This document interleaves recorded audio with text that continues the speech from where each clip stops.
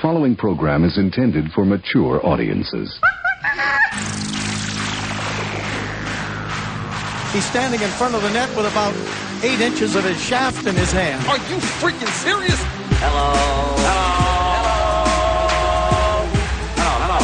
You're listening to Basically a Sports Show. Follow us on Twitter at Basically Sports. Subscribe to our podcast on iTunes. And download every episode and more at basicallyasportshow.com. Now here's your hosts, Zach, Greg, Mike. And you're listening to Basically a Sports Show. Yeah, so, okay. Here we are. I think we're good. Here we are. The Raptors took it to the Cavs. Yes, they did. They sure did. Kicked them right in their asses. Good, what would I say? Compensatory victory. Congratulations on making the East Final. Here's one.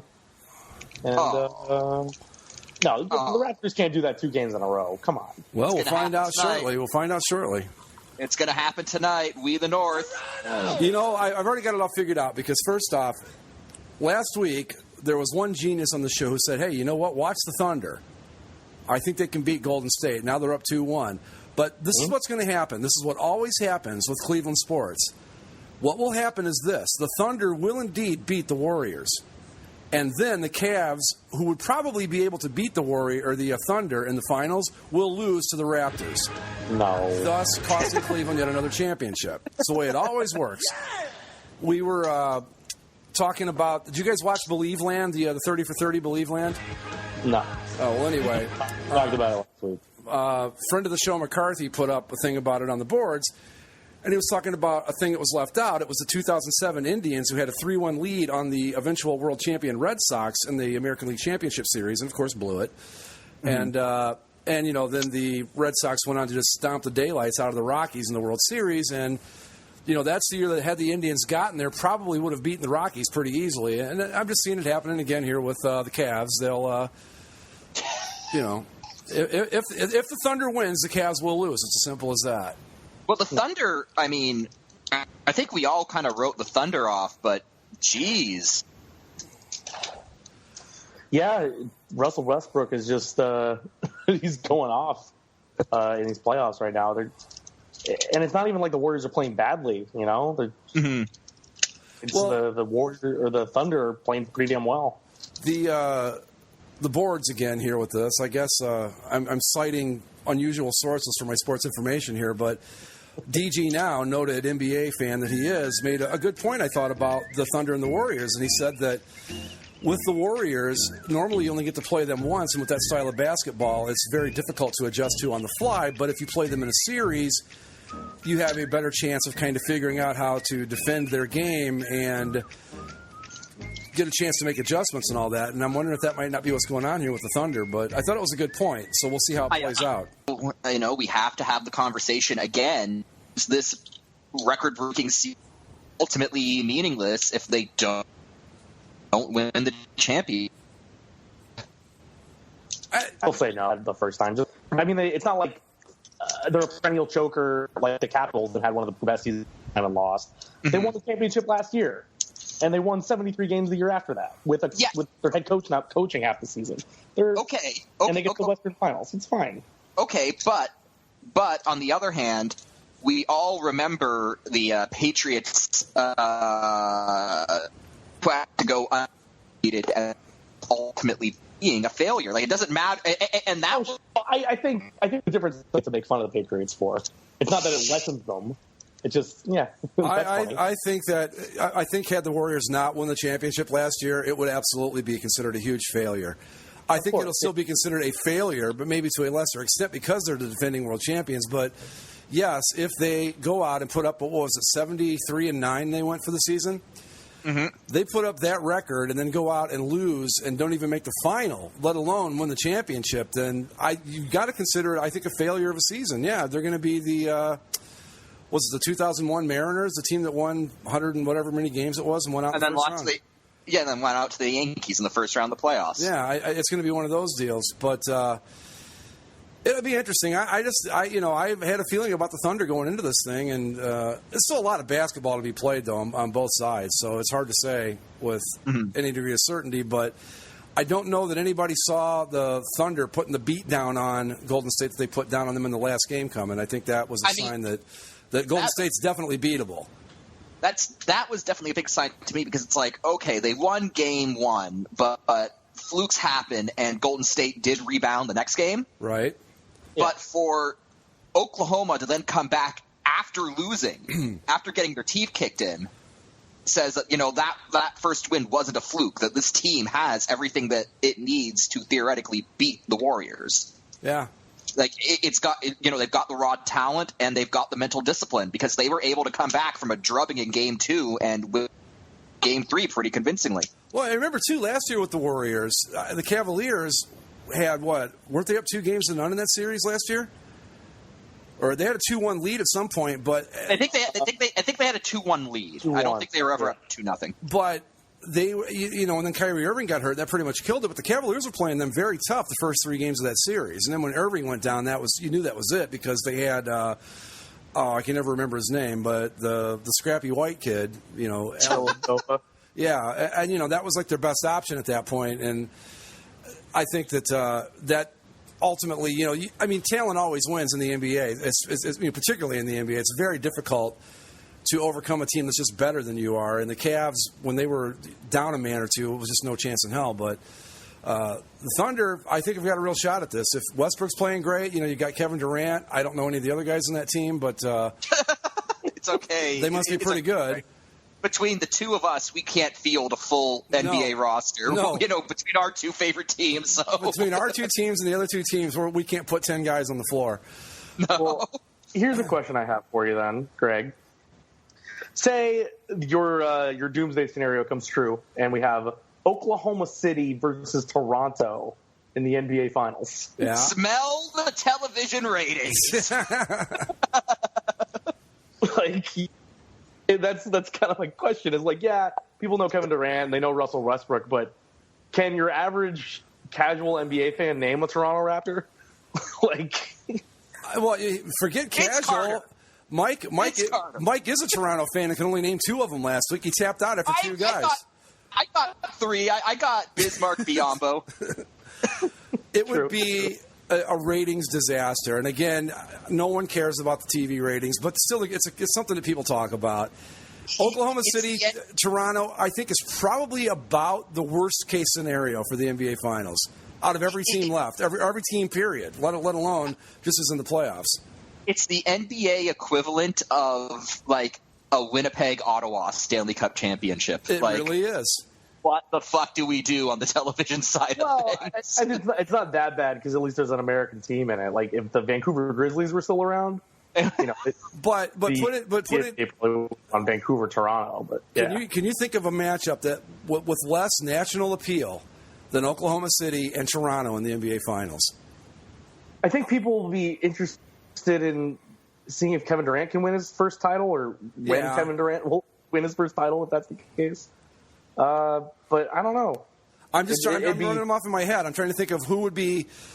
I would watch it because I like it when teams that don't get there. And it would be really neat to see 2 teams that really no one expected. But I'm trying to think of it in terms of when you're trying to get the most people possible to watch, is there a less appealing matchup? I can't come up with one. I mean, you could, okay. In the NBA as a whole? In the NBA as a whole, yeah. Memphis? Would it be worse? That's what I'm saying. Worse than Oklahoma City, probably. Memphis? Yeah, from a star player standpoint, you're right. It would be worse, because they've got Zach Randolph, and I don't even know. Memphis is Mike Conley. Memphis is in the West, right? Memphis is in the West. But I think mine would probably be Memphis, Milwaukee. Okay. Oh yeah. But we are definitely in that neighborhood with Toronto, Oklahoma City, don't you think? Oh yeah, it's not that far off. Right. Hey, Toronto, I want to remind everyone, is North America's 4th largest metropolitan area. And congratulations on that. I also think it's North America's nicest metropolitan area, having been there. It's a beautiful city.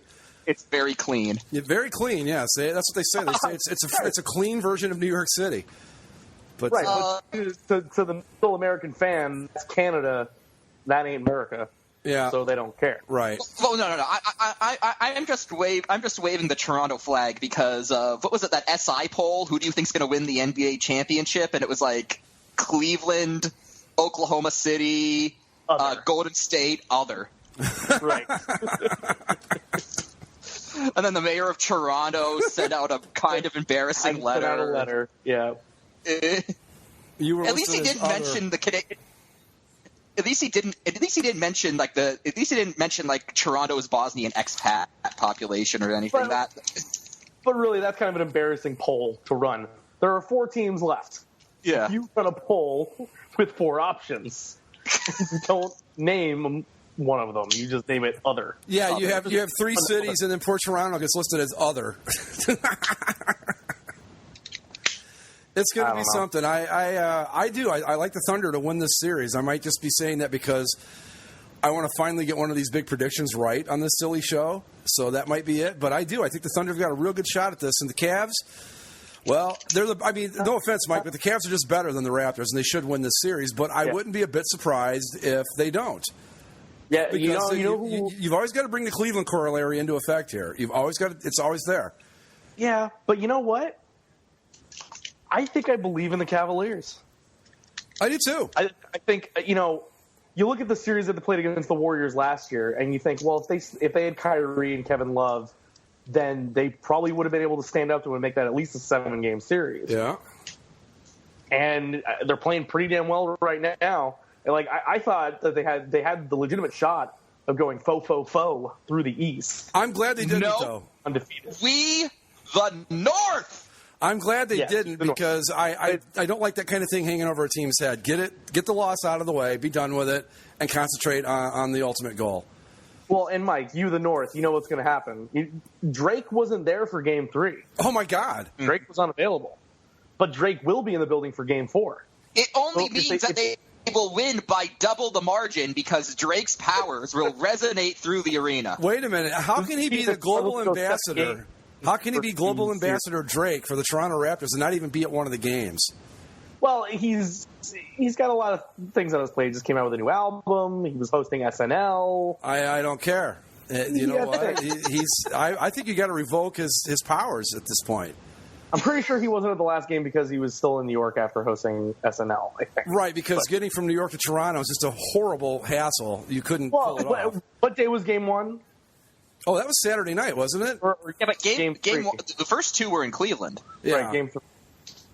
Or no, I guess he hosted it last week. I don't know. Maybe I'm mixing up my things. Incidentally, he's a busy guy. Incidentally, I was in Toronto actually the day before Game 3. Did you stop at Jurassic Park? No, I did not. Oh, actually, yes, I did. Yes, I did. Because here's why I was. I did pass by that, and the reason why is because I happened to be by the ACC, and I saw this huge mob of people, and I was like, oh, wait a minute, Game 3's not till tomorrow, so what's going on? And I walked up, and lo and behold, it was a Justin Bieber concert. Hey, Canada's other sacred son. He's still a thing. He's still around. Oh yeah, there were this. Okay, the lineup was around the block. Really? To get into this. He has a relatively new album out too, Greg. Well, gee, it was the douchiest album cover. I can't believe I'm not aware of the new Justin Bieber album. Man, I really am getting old. I'll tell you what. You really don't know surrealism until you find yourself surrounded by Justin Bieber fans as street peddlers are trying to hawk $5 Bieber hats at you. That really makes you question why am I standing? I would replace surrealism with. I would say you don't know hell until you've dealt with that, not surrealism. It really is a case because it's I didn't even know what I was walking into. I was just a crowd of people by an arena. Let's see what this is about. And then, boom, Bieber. Hey, I'm just surprised. Because he's a little teeny bopper guy. I didn't think they lasted this long. Oh no, he's grown up into an adult. Yeah, now he's edgy Justin Bieber. Such as it is, yeah. But But I'll tell you one thing about Global Ambassador Drake. His store in Toronto is pretty sweet. Yeah. Yeah. Wait, what's that? I actually did pick myself up a hoodie that has the Ogo owl on it. Mm. Look at Mike. Look, I'm going to be in Tampa in like a couple of months. I need to bring as much with me there. So like I need to retain a connection to my homeland. You need to get your Drake stuff, your Raptors stuff, your Blue Jays stuff. Oh yeah. It's too bad that you're going to be moving before they start putting the 100th anniversary Maple Leaf stuff on the shelves. No. I'll still be in town for like a month prior to that happening. Oh, good. So you can pick up your St. Pat's jersey. Oh, definitely. Mike, you're not going to. There's plenty of Canada down here. You don't have to worry about it. You're not moving to Arkansas. There's Canada. There's the hardest thing to find in Florida is somebody that was born and raised in Florida. That's the toughest thing to come across down here. There are plenty of Canadians. You don't even have to worry about it. I just knew I had to take a little bit of Drake with me to Florida, so I'd always have that connection to the Six. There you go. Real quick update, guys. We've got a little bit of a game going on here in St. Louis. It's 1-1 already. We're 12:46 in the first, and speaking of that, San Jose scored first, and the Blues just matched it. I did not see who scored either goal. Just speaking of that, we have had some really great conference finals this year in the NHL. Like in terms of just exciting hockey. Yeah. No, it's the exact opposite of the basketball finals, really. It's true. Has there been a close game in the finals yet? In the East? In the East, there were blowouts across the board. Or in the NBA. Wasn't I think wasn't the first Western Final game closer? I don't know. I haven't really been following that one. I know in the East, the Cavs blew the Raptors out for the first two games, and then the Raptors blew the Cavs out in the third one. So let's see. Cleveland won by 39. Golden State won Game 2 by 27. OKC won the first game only by 6. Okay. So there's your So we did have game. a close game then. Okay. Yeah. But in the NHL, Lightning Penguins has been back and forth. They split the first 4, 2 games apiece. Then the Lightning won a crazy Game 5. Yeah. That's surprising considering Ben Bishop's not playing. Yeah. Has Stamkos come back yet? Stamkos, I don't know if Stamkos is even going to play. Let's consult the Columbus Blue Jackets Twitter to see. I think with what he's coming back from, the blood clots, that's not something you take lightly. Right. So I think they're even though he's practicing, they're still taking it very lightly. Also, they got Anton Strawman back, the defenseman, and they're playing well. I mean, they've stepped up. But you know what? Credit to the Lightning for making the Penguins do this. But the Penguins sunk themselves already. Penguins are done.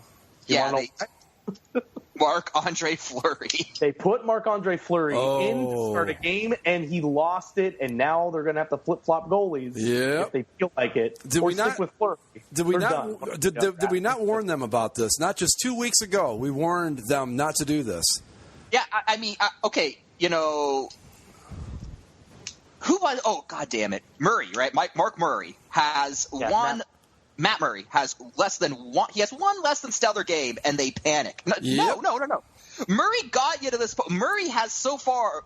Murray was lights out in that Capitals series. He has gotten you to the dance. You don't trade him in for Stanley Cup playoff kryptonite. No. Yeah, I mean, if they didn't change goalies after that first game, I don't know why they would have changed goalies when it was tied 2-2. Wait, they switched. What do you mean? The series was tied 2-2, or the series was tied 2-2. How bad of a game did Murray have that they pulled him? I mean, how bad was it? I didn't see. Did he give up like 4 in a period, or what? Or was it just? Well, I mean, he gave up 3 in the first period of Game 1, and they didn't pull him then. I don't think. No, And I'm gonna say that if Murray is in net for Game 5, the Penguins probably win that relatively easily. I mean, it's hard to say, but yeah. I mean, they were up 2-0. Then they blew that lead at 2-2. Then they were up 3-2. Lightning tied it 3-3, and then the Lightning tied it off a fluke goal in overtime. I don't think it gets to overtime if Murray's in net. Yeah, in Game 4 in Tampa, Lightning were up 4-0 after 2. Yeah, okay, I can see that, but you know what? I think though that if you do that, okay, you want to pull them and let Fleury play the rest of the game, fine. But I don't know that you stick with Fleury after that. Because, I mean, this Murray kid, he's pretty much gotten you to where you are, right? Essentially? As a goalie. I mean, he hasn't obviously carried the team on his back, but you know what I'm saying. He's the guy. No, he's played very well. Yeah. And he's played well enough to make people think, well, maybe they'll trade Marc-Andre Fleury in the offseason because they don't need him anymore. Yeah, I just don't know that well, we talked about it. You don't do this. It's just because, like you said, Zach, now it's flip-flop goalie time. And that never ends well. Do you stick with him into Game 6? Fleury or Murray? I'm putting Murray back in as soon as I can. I mean, Game 5 or whatever, yeah. It's now win or go home territory for the Penguins. They got to go down into Tampa, win a game to get back to Pittsburgh for Game 7. Yeah. You've got to go Murray. I'm sorry, you don't follow. You don't look at that performance that Marc-Andre Fleury had last night in Game 5 and say that's acceptable. You just don't. Because twice, and granted, it's not all on Marc-Andre Fleury, but at the same time, he is the goalie, and, well, being the goalie means you do bear some of that responsibility. He gave up a lead twice and let in kind of a freaky / weak goal. And I'm going to say that at least one of those goals, the goal, I think it was Kucherov who scored for Tampa to tie it up 3-3 to send it to overtime. Mm-hmm. That was a wraparound goal that, okay, that's the kind of shit they teach you how to stop, dead solid as a goalie in like day one of goalie school. Yeah. 21 saves on 25 shots, 15-9 even strength in Game 5 for Fleury. Didn't our boy Tyler Johnson score the game winner in overtime in that one? Yeah, 52 seconds into the OT seconds. He's scrappy. I just want to point that out. Well, and to further, explain his scrappiness, in Game 4, he got hit in the face with a puck in warm-ups. Had to switch his helmet 3 different times during the game because he didn't because they put a cage on him, then they put the bubble on him, and then he didn't like the bubble, and they went back to the cage, and then they switched again, I think.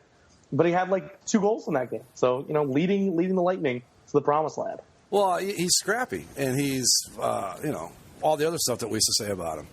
Yeah. Plus, he's a hockey player. He got hit in the face with a puck. Give me a helmet with something to protect my face. I'm going to play. You got to love it. Anyway, back to the Penguins and the whole goalie thing. I think that you got to dance with the guy that got you there, and that would be Matt Murray, not Marc-Andre Fleury, in my book. Yeah. And again, if you're in a win-or-go-home situation, and you know what? Put Murray in there. If he gets lit up again, then I guess that's the thing, though. That's the risk you run. If he gets lit up again, you're behind the 8 ball in an elimination game. I don't know. But I think that I'm sticking with the guy. Look, yeah. Marc-Andre Fleury's track record in the playoffs speaks for itself. Yeah. As does Matt Murray's. Matt Murray has been, if you look at his body of work, as a whole, his work, his stint this playoffs has been very solid. Marc-Andre Fleury, everyone was saying you can't start him in the playoffs. They started him in the playoffs, and look what happened. They lost a game that they probably should have won. The Penguins should be in the position right now to put away the Lightning, and they're not. So that's on them. Well, Evgeny Malkin proclaiming, we're coming back to Pittsburgh. Okay. Did he say it in broken English? We're coming back to Pittsburgh. Pittsburgh. And, he didn't clarify whether it was to play Game 7 or if they're just going to come back to Pittsburgh. Well, yeah, that's one way or the other. That's a given. They're going to clean up their lockers, yeah, if nothing else. Everybody wants to be Mark Messier now. I just... No, it's always funny. When you ask these guys, what are they supposed to say? Right. No, we're good. Now we're probably going to lose. I really don't like our chances. We're down, 3. I mean, we're starting fucking Marc-Andre Fleury in it. What do you think's going to happen? We're down 3-2. We're with our backup goalie. Yeah, we're pretty well fucked, but thanks for asking.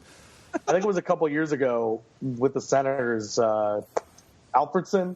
Somebody asked him, like, they were down 3-1 in the series, I think it was. And somebody asked him, like, are you guys going to be able to come back? And he's like, well, we're obviously in a tough spot here. We didn't help ourselves out a whole lot. And it's like, you're the captain. Say yes. Well, I don't know. Maybe. I think he learned his lesson because I remember the last time the Senators played the Maple Leafs in the playoffs. It went to Game 7, and Alfredson predicted that the Senators were finally going to beat the Maple Leafs, and then the Maple Leafs lit them up and won that Game 7 easily. So I think Alfredson became a little gun-shy when it came to making predictions. Yeah. Well, I don't blame him. Anyway, yeah, so it's 1-1 in St. Louis right now, first period, 6:15. Oh, the Blues made a goalie change too, right? They went to Jake Allen. Well, yeah, they were shut out in 2 straight games, so they switched to Jake Allen, and then they beat the Sharks 6-3. They were up 4-0 on them at one point in the game where they won in San Jose. Good shit. I mean, it's like I said, this series is going to go 7, and it's going to go 14 overtimes, and somebody's going to kick into their own net. It's just the way the series is going to go. I like it. It's been fun. It's definitely been fun. It's been a series where you really can't get a good read on either team because, I don't know, both of them seem incredibly capable. Yeah, I mean, game one was a tight competitive game, and then the other 3 were blowouts. But they've been blowouts for different teams. So you're like, who's the better team? I don't know. Yeah. But we did get a James Reimer sighting in Game 4 because of it, Mike. Optimus Rhyme. Optimus Rhyme making his presence known in the playoffs. Yeah. Well, when we all remember what happened last time you did that. Oh, no. I will say that I like the Sharks are not wearing the black this year. I like that. Oh, yeah. It looks a lot better. It looks a hell of a lot better for sure. Yeah, definitely. Looks like you figure you've got a unique color in the NHL. You may want to wear it as much as possible. In terms of what could be the most aesthetically pleasing Stanley Cup final we can get from these teams that are left, what would you like to see from like a visual standpoint of the teams left? Well, I think blue Penguins would be really stunning, at least as far as the games in Pittsburgh go. In Pittsburgh, it would be very nice. Right. I was going to say, as long as you've got to keep Pittsburgh in those alts all the time. And there's no way to do that, but that's right. I would go with that.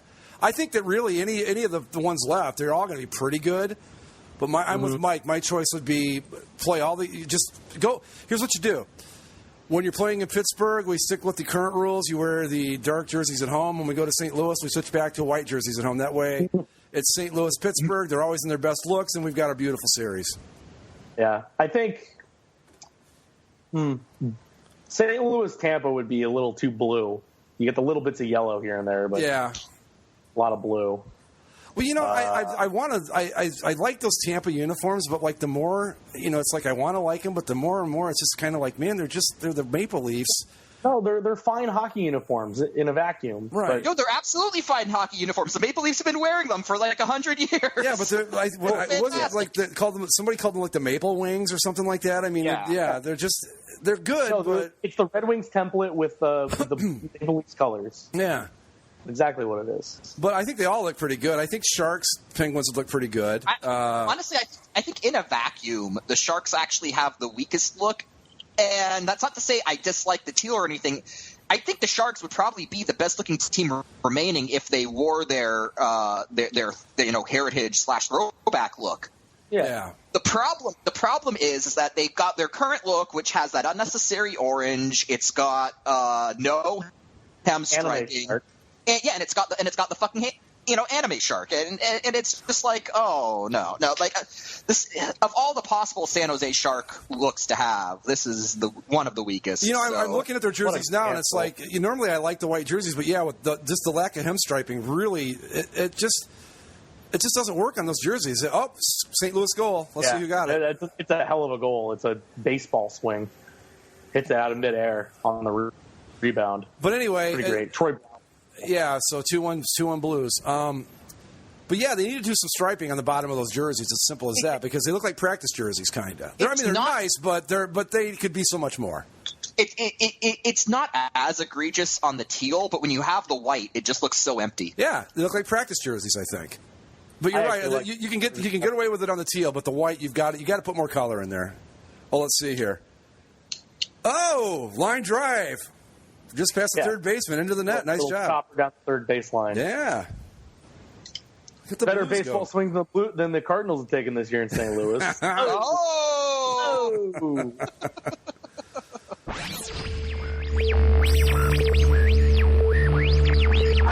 Baseball is talking about making the strike zone smaller and getting rid of the intentional walk. I wanted to get your guys' quick thoughts on those two things. I don't think the strike zone needs to be made smaller. I don't get that. Yeah, I don't understand what shrinking the strike zone would do. It's not going to speed up the game. Theoretically, according to the logic behind this, and I'm beginning to think that baseball is starting to take a page out of the NFL's book of logic here, but if a smaller strike zone means the pitchers have to throw more pitches that the hitters would be more prone to swing at, which a smaller strike zone seems to me you're just increasing walks, right? Yeah, that's what it would seem to me. Like if you're a hitter and you know that something is normally strike can be ball, you're not going to swing at everything, right? Mm-hmm. Mm-hmm. Yeah, you're going to wait until you get your pitch. You're going to chase less pitches. I mean, if they're pitch to hit, they still can't hit it. Right, and you're going to chase less pitches because now that the ball at the knees, you're going, well, that's not a strike anymore, so I'm not worried about it. I mean, to me, it just seems counterintuitive, and I thought it was just ridiculous. And then you're also going to have to retrain all the umpires to the strike zones are going to be so out of whack for the first couple of years of doing that. They're already out of whack as it is. True, yeah, very true. Actually, though, if I think about it, it almost sounds like what they're going to do is just make the strike zone what the umps pretty much already call it anyway. Because most of them, the strike zone that they call is actually much smaller than the rule book strike zone. Has been my experience. Is that it seems like they don't call stuff they should call strikes. But and I mean, I've always the way I've always understood it was the strike zone is at the knees. Yeah, I didn't realize that it was below the kneecap. I didn't either. I thought it was just knees the letters, right? Yeah, knees the letters, right? Yeah, but yeah, and it's going to supposedly speed up the game, which again. I don't know. And then the other one was they're going to get rid of the intentional walk where you have to throw the four pitches. That I don't mind. I think that's a good thing. The intentional walk is, if you'll pardon my language, chicken shit.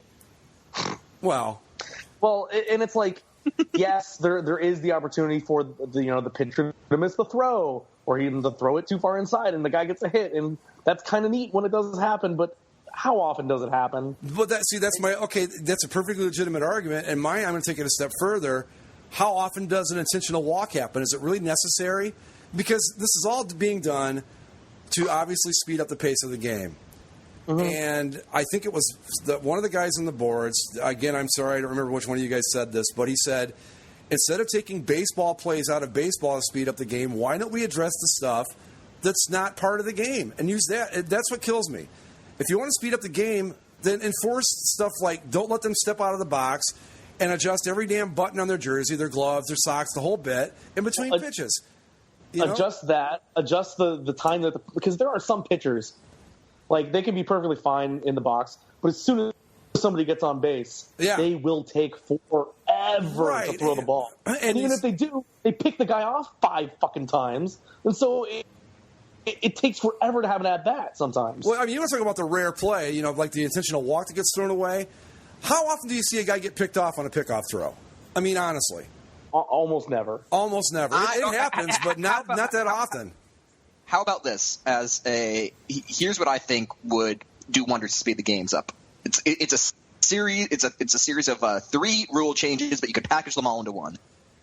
Part 1. Once a batter steps into the box, they can't step out. I agree. Isn't that what they changed the rule to? Like before? Or now you have to keep. I think when you take a timeout, you have to keep like 1 foot in the box. But I'm with Mike. Once you're in short of an equipment failure, and not like my wristband's not the right thing, but you could find a way to make it so that if you need to get out, you can get out without being penalized. But once you're in, you're in. And I'll tell you something else, too. I went to a minor league game last year in Columbus. They had the pitch clock, and I know that baseball traditionalists don't like a clock. That thing is the best thing that's ever happened to this sport. You would not believe the difference that made. I was going to say, number 2 of my set of 3 rule change proposals is pitch clock. Oh, my God. It was the best thing ever. Yeah. And like my grandpa did an unscientific study at the last game he went to, and he told me about it. He kind of like timed in his head how long it took from pitch to pitch between a guy on the Angels and a guy on the Orioles, I think it was. And the difference in the 2 pitchers was 30 seconds. One guy took like 45 seconds in between pitches. That's ridiculous. And the other guy was taking 15. Yeah. And it's just like that's the it's the thing with baseball. It's part of the beauty of it that there's no clock and you go at your own pace, and the pace can be different and it can change up your style. If some guy's a quick pitcher or some guy like tries to fake you out or whatever. But sometimes it's just like baseball games can be too damn long, guys. Relax. Here's the thing. I grew up with it and I've watched it. I can't say I watched it in the 60s. I was too young to know it, understand it. I really started understanding baseball in the mid-70s, 80s, 90s. And what I have seen is they've taken a really fun game and made it so fucking boring that a guy that loves that game more than anything has a tough time getting through a baseball game because of all the extraneous bullshit that goes on. I've done it on the boards a bunch of times. I use this illustration. There was a 9-8 game back in like 86. It took 2 hours and 20 minutes to play. And then you've got a 2-1 game in, say, 2012 that took 3.5 hours. So you tell me what happened. The game with 17 runs took almost an hour less to play than the game with 3 runs? Come on. Yeah. No, the Angels and Dodgers, when they played the first game at Dodger Stadium last week, the game ended at 11:30. It was a 7 o'clock start. Yeah, I mean, come on. And finally, what I think is it's probably like the thing that a lot of people wouldn't think of, but my 3rd rule proposal: anytime that you get someone on base, every time a runner goes on base, as a pitcher, you're only allowed 2 attempts to try to pick him off. Well, that's it. Yeah, I think. But the problem you run into with that is once you've done the 2, then the guy can walk halfway to second base, and there's nothing you can do about it. I think if you're going to do that, you have to eliminate pickoff throws altogether, and that's hard to do. Yeah. To just eliminate pickoff throws. It's something I'd be in favor for, because if there is one thing that just drives me nuts is when there's a guy on first base and they throw over like 5 times. Yep. And it just, you are so much more concerned with the guy on first base than you are with the guy at the plate. Yeah. That you're gonna screw up too. Like I hate when pitchers do that because I know that they're not paying attention. I mean, I can't tell you the number of games I've watched where a guy gets fixated on the guy at first, and that's usually the beginning of the end. Because now he's worried about the guy in first, and he's not pitching to the batter at the plate. And when he does pitch, everything falls apart from there. And the next thing you know, you're bringing in a relief pitcher. And guess what you've done? You stopped the game and slowed it down again. It usually goes, guy gets on, 3 throws over, 1 pitch, no throw over, maybe a pitch, another throw over, 2 throws over, and it's like just you're wasting our time at that point. You're not doing anything to advance the game. But the game needs to be sped up, and there are many ways to do it. And I tell you, seeing that pitch clock in action, I wouldn't think I would have liked it. It was great. It was just great. It just changed the pace of the game so much. And it was a 9-inning game, and I think it lasted 2 hours and 15 minutes, minor league baseball. And there were some runs scored. I think it was like a 5-4 game or something like that. So it wasn't. It just made a world of difference. Just having that pitcher have to get the throw in within 20 seconds. It was amazing. Also, as a means to speed the game up, no more Yankee Red Sox games. Yeah, that would do a lot too. Those things got ridiculous. I'm sorry, Yankees and Red Sox. You had a nice rivalry there, but you've proven you can't be trusted. You can't be responsible with your toys, and so now you get your toys taken away. Well, something somebody brought up concerning the Yankees is they're the only team that does the God Bless America along with the take me out to the ball game every game. Mm-hmm. But you could probably stop that. Yeah. Even like, I know that they do it only on Sundays everywhere else, but do we need to? No, I don't have anything to do it at all. I don't either. Why do you hate America, Zach? Yes, I hate America. So do I guess. It drives me nuts because, look, I get it. It was a nice sentiment at the time and all that. But it's, 15 years later since 9/11? Mm-hmm. Let's move on. Like, okay? It's not like if you stop singing God Bless America, we're going to forget that it happened. Like, right. We know. No one's forgotten Pearl Harbor. None of us were alive when it happened, yet we all still know about it. I think we all remember the Alamo. Right, yeah. We're going to be okay. So let's just skip all that nonsense. Anyway, that was the stuff. I just wanted to get your thoughts on that, and it seems like we're all in agreement that however they do it, they have to find a way to speed up the game of baseball, and I could not agree more. Anything to do it. Because, even when I'm enjoying baseball, when my team, decides that it wants to be in a winning mood, it's just hard to sit down and watch an entire baseball game anymore. It's impossible. And that's the thing, and that's what I try to explain. It didn't used to be this way. Yeah, watching baseball on TV is excruciating. It really is. It really is. And I'm saying that, you guys, it's anybody that's listening to this show, it's well known how much I love the game of baseball. And I'm telling you right now, when you've got a guy like me going, man, I can't sit through this. I'll have a game on, and I'll kind of bounce in and out of it. But to sit down and watch it like I would a hockey or a basketball even or football game, forget it. That's when you know you've got a problem and you need to fix it. Ladies and gentlemen, Zach's Tabs. Zach's Tabs! Victoria Day edition!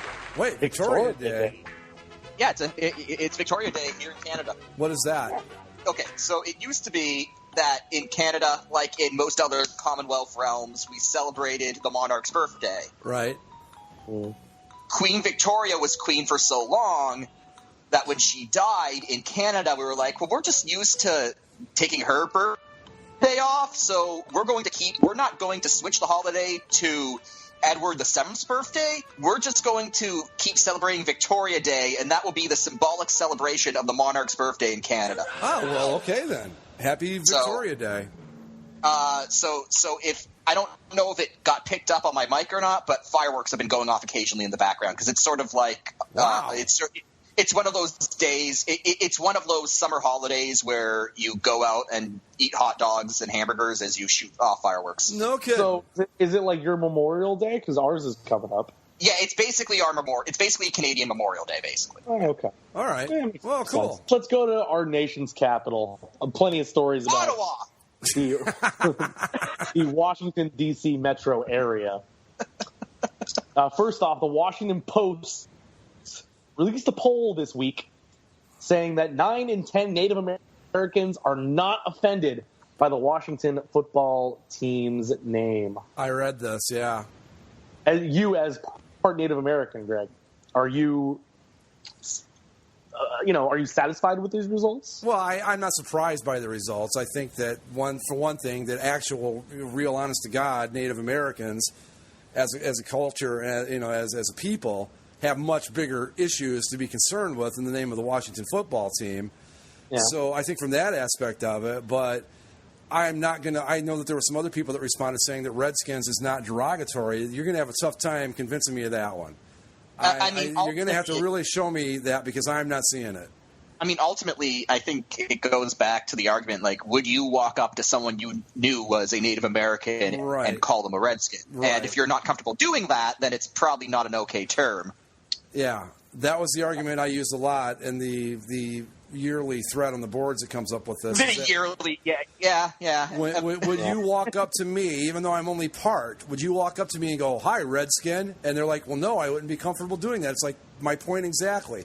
But you know what's funny to me is that you will illustrate it like that with people, and they still don't. They're like, no, I wouldn't do that, but I still don't have a problem with the name. And that's just like such cognitive dissonance or whatever it's called. I just can't get over it.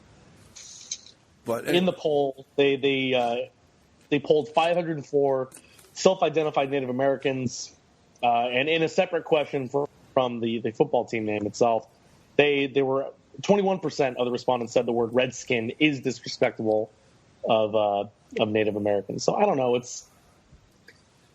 It's strange. It's kind of a weird thing. This issue always goes back and forth, but just a little interesting bit of information I thought. Ultimately, whether or not people are offended isn't going to be what determines whether the football team name changes. It's going to be determined ultimately whether or not the courts rule in favor of the football team or in favor of the trademark office. Yeah. Because the trademark office says that it's a name that can't be trademarked. The Redskins say that it is something that it can be trademarked, and so it's ultimately just going to come down to whether or not what the courts say. I mean, it's probably going to be something that at least gets proposed to the Supreme Court. That would be ultimately ridiculous if the name of a football team, took up time, the Supreme Court of the United States, but that could very possibly happen. But that's what's going to decide it, because ultimately the NFL cares about money above all else. And if the courts say you can't have trademark protection on this name, then it's going to get changed. If the courts say, yes, you can trademark that name, then it's probably not going anywhere. And that's ultimately what's going to decide it. I understand people being attached to the name, not necessarily the name itself, but you don't want your team to change.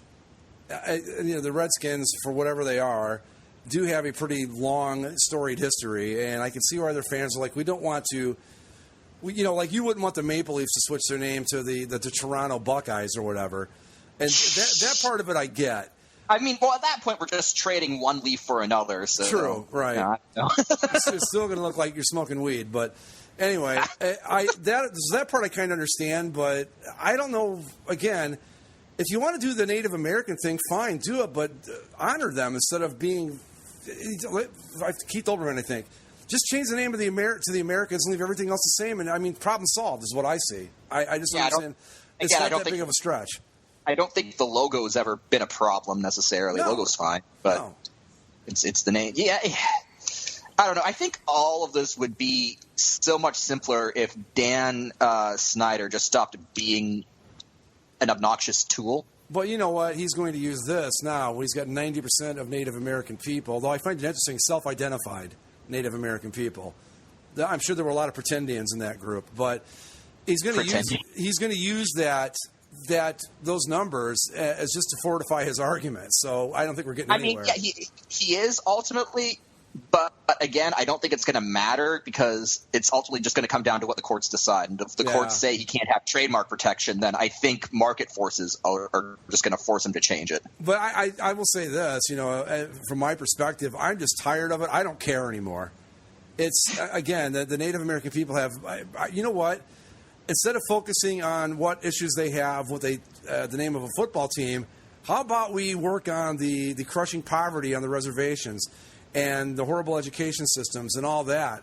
Let's fix that and worry about the football team. Once we've got all that taken care of, then we'll sit down and talk about the football team. That's the way I feel about it. Mm-hmm. So anyway, all right. Well, also concerning the Washington football team, another disturbing development out of their camp this week. Kirk Cousins, their quarterback. Not our boy Kirk, no. He had this to say on Twitter last week. It's never good when an athlete going to Twitter becomes a news story. Oh, this Twitter's the greatest thing ever invented. Go ahead. He said, this was on the 19th, which I believe was Thursday. Today, the @Creed Greatest Hits album was played during the team lift. Today was a good day. Oh, Kirk. They played Creed, and it was a good man. Oh, man. No. It's stunning reveille. I don't even know what to say about that. I mean, I'm just so disappointed in him. If there's not been a sports show in the world that's had his back like basically a football show has. Come on. We have been in his corner, and then he does this to us. I don't know if I can forgive that. Is this on par with, Phil Kessel and Tyler Bozak coming out as Miley Cyrus fans a few years back? I think it might be worse. Well, staying in the city of Washington, and also on Twitter, Washington Capitals owner Ted Leonsis, he got handed to this week on Twitter. Oh. Yahoo Sports Puck Daddy blog writer, editor. Was it Mario Lemieux who did it? Please tell me he choked against the Penguins owner. No. It was Greg Wyshynski, the editor of Yahoo's Puck Daddy blog. He was just promoting something from one of his podcasts that he does, and just said, "Hey, if you need to buy some tickets, help the podcast. Download the SeatGeek app. Use the promo code SOUP for $20 off your first purchase." So Ted Leonsis responded to that tweet out of the blue for no real reason. I think someone will buy Yahoo Sports in this way soon. Oh. So Wyshynski responded back, "I'd respond, but I'm covering the conference finals. Ever seen them? Pretty exciting." Ooh. Because neither of the teams he owns, the Capitals or the Wizards, the conference final. So. Nice. Leonsis is yet to respond. Who was doing well, there were a couple of writers that were just duking it out big time on Twitter a couple days ago. It was Bomani Jones and right. Clay Travis. Yeah, they were doing it over the Redskins name because exactly. Travis put up the survey and was basically like he called out Bomani Jones as like in the PC Bros. For whatever. Yeah. Anyway, okay. Stupid stuff. Yeah. Stay in hockey for a second, as Phil Kessel also got into a little bit of hot water the other day. Oh no! Not necessarily hot water. Did he finally snap at the Pittsburgh media? No, it was. Well, it is media related. After the last, what was it? I think it was Game 3 that the Penguins won. Phil Kessel had a good game, but during the game he was shown on the bench, just really trying hard and breathing pretty hard. So Pierre McGuire just interviews him after the game, and one of the things he asked Kessel, he said, "How's your breath?" Asking about his conditioning. Kessel responded, he was kind of confused and just said, "Oh, it's not good, eh?" Thinking that Pierre McGuire called him out for having bad breath. Oh man. Oh, Phil, you poor naive soul, Phil. His teammates responded by putting winter fresh gum in his locker the next day. Phil, you poor soul. How's Phil doing in the playoffs, anyways? He's pretty good, actually. Okay, if the Penguins were to win, a lot of people say that he would win the Conn Smythe Trophy. So. Really? Look at him go. You know what? When he wins, if he wins the Conn Smythe Trophy, I look forward to that interview. I think we all do, don't we? Yes. No, I think that's great. Good for him. Yeah. Speaking of things in people's mouths. God. Eric Ibar of the Braves. He had to be taken to the doctor recently over the last week because he got a chicken bone stuck in his throat at lunch. Didn't this happen on the CCSLC? I was just going to say, now again, we're going to go a little inside baseball here for our non-CCSLC listeners, but St. Louis just scored again. There were the rush, the stampede to try to make the first. I knew the Angels were tanking, but I didn't think they were literally tanking. Was amazing. Right. There were so many people trying to get to that joke and get it out first. But yeah, that was Tank. Mike had a chicken bone stuck in his throat and gave us the play-by-play. Well, it was spicy chicken. Spicy chicken. And he gave us the play-by-play while he was at the ER, which I just found to be the most hysterical and depressing thing I'd ever seen on those boards. Unbelievable. Yeah. Really, really something. I mean, I even asked him, I said, why are you telling us about this? Like, what? If I was in the emergency room, it would never occur to me to go on the boards and go, hey, I'm in the emergency room. I don't know. Anyway, go ahead. What's next? Let's see. What is next? From something that made Eric Ibar gag to something that makes us all gag. Balgazi. Oh, God. Is this thing still going?